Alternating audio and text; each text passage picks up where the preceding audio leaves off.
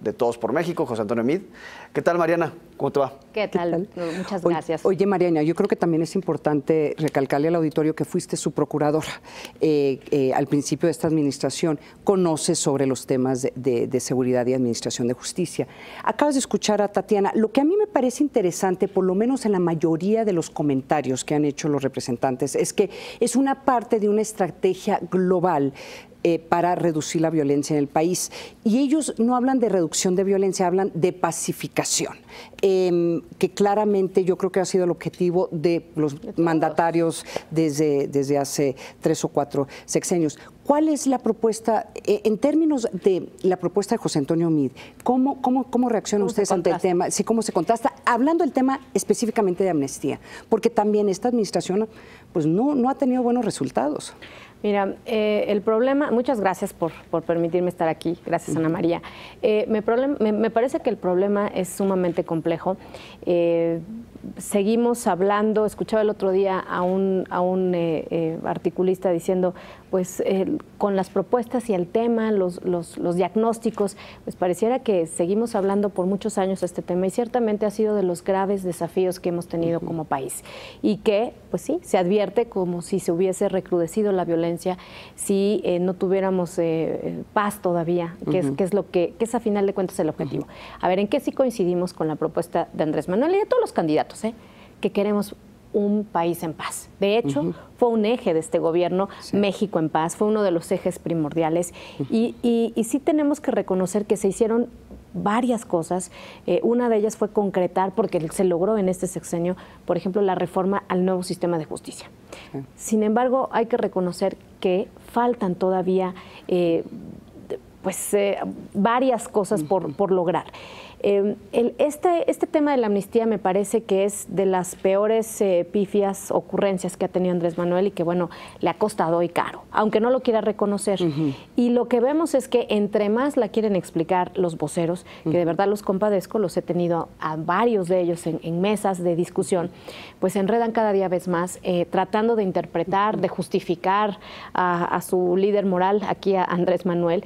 Y si tú le preguntas a la gente, no necesitas ser un experto en seguridad o estar involucrado en estos temas. Si tú le preguntas a la gente qué le parece, pues desde luego que este tema hace agua.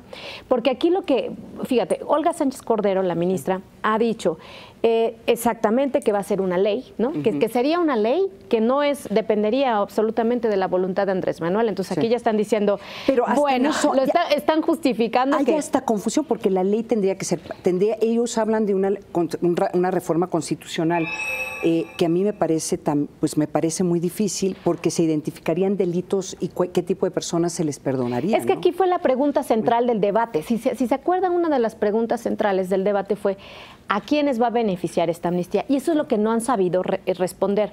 Porque por un lado te habla la señora Olga Sánchez Cordero de que solamente sería para aquellas, por ejemplo, mujeres indígenas que pues han sido presas por transportar. Bueno, no creo que se esté refiriendo a eso Andrés Manuel. Lo ha dicho en otras ocasiones que sí es para los delincuentes, que hay que dialogar con ellos. Viendo la propuesta de ellos, porque digo, tienen varias fases, en cierta forma lo que están diciendo, perdonemos a algunos grupos, tal vez grupos vulnerables. A lo mejor Andrés Manuel no lo quiso decir así, pero pues eso es un poco el argumento de ellos, voy a ser la abogada del diablo.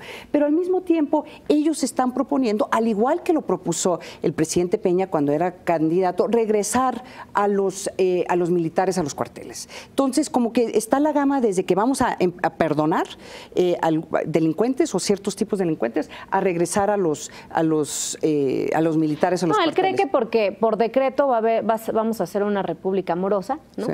Él cree que por decreto se va a acabar la corrupción, porque lo ha dicho, y lo ha dicho claro, porque el presidente va a ser honesto, hacia abajo todos van a ser honestos. Me parece que vive pues en una realidad paralela, no es la realidad que viven millones de familias que hoy por hoy pues ven una propuesta así y de menos les asusta, de más les indigna.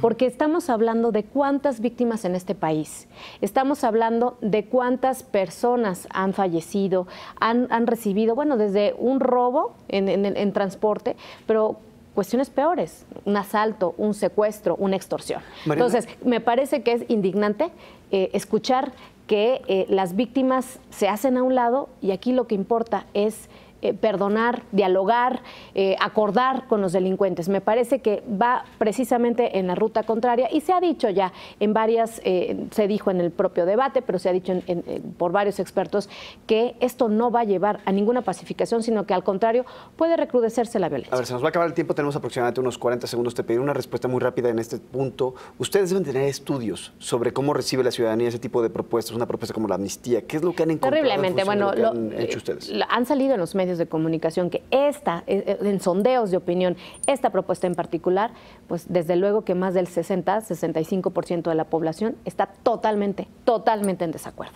¿no? Entonces me parece que, pues bueno, es algo, es indicativo y es lógico, no necesitas tener más argumentos, es lógico. Por el contrario, José Antonio Meade lo que quiere es verdaderamente trabajar desde lo local. Falta fortalecer las instancias locales y tú que conoces el tema, están abandonadas.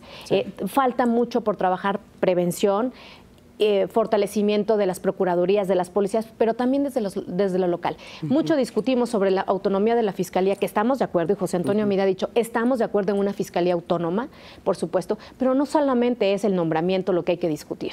Hay que discutir los procesos de investigación, hay que distinguir cómo se está investigando, con qué capacidades, hay que distinguir los tramos de control de las procuradurías, que también es importante, hay que distinguir los modelos de gestión de las investigaciones, desde que la ciudadanía llega y toca la puerta en una fiscalía, cómo la atienden, qué tratamiento le dan, digamos, la gente, cuánto tiempo tarda en procesar una investigación, en fin, hay que meternos a las entrañas de las instituciones de procuración de justicia y desde luego el tema policial. También una última cuestión que ha propuesto. Es que fuera breve. Sí, perdón. Es que la verdad es amplia la propuesta de José Antonio Meade. Pero porque tenemos que seguir con el programa, porque vamos a hablar sobre el modelo policial, vamos a hablar qué va a pasar con la Procuración de Justicia, tienes que venir a explicarnos cuál es la propuesta. Con muchísimo gusto, cuantas veces quieran. Ándale, pues gracias. Muchas gracias. Vamos a una pausa, regresamos para platicar con Alejandro Ho.